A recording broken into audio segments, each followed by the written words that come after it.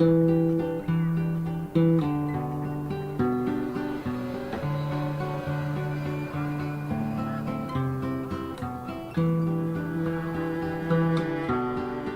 november wordt het stil boeten. De graaidvogels zijn voort, het vee is op stal, boeren zijn kleer, mensen blijven binnen. Nie in de oors viel die beklemming zo sterk als op de klaai. Het bouwloon onder de zeediek. De rijkdom is van het veld. De ierde is verwurrend aan een zwart-grieze nere vlakte dat wien en slagrein het gemoed gieselje. Geen bos komt te schooljen. Geen eeuwig groen gas als treest. Hoe houdt een mens het hieruit?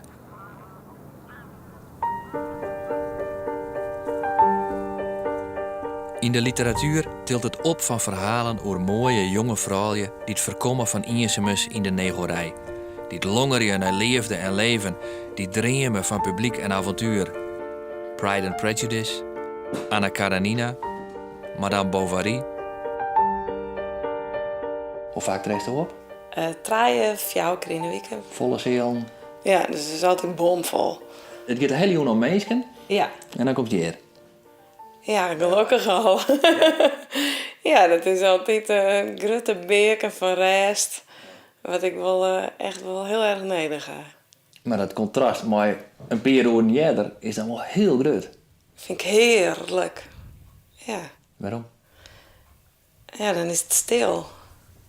Dus, ja, die volkomen stilte. En dat niks die gedachten onderbreekt. Dat vind ik heel fijn. Ja, het is volgens mij een groot onderschat iets wat mensen nodig had. Geen loden, geen radio, geen televisie. Gewoon stilte.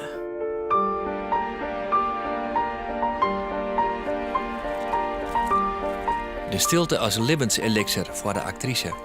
Om het publiek vermaatje te kennen met leven en lights. Dan is de slachtmaand november een prachtmaand. Loon is wel triest in november. Nee, het is prachtig in november.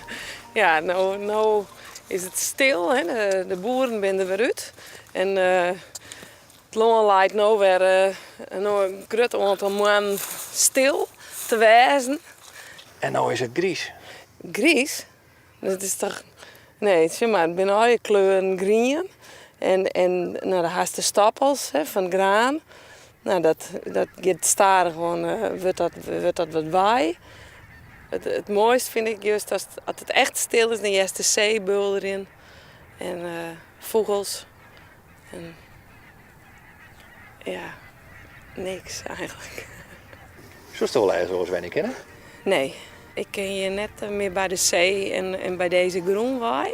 Als er hier net meer wiemoen komen en net nog meer industrie, dat is nog tijd haast of ruimte om te stwarren ergens. En die groen in die op te nemen, dan blauw ik hier. En hier denk ik wel die. Ja. In die stilte. In die klaai.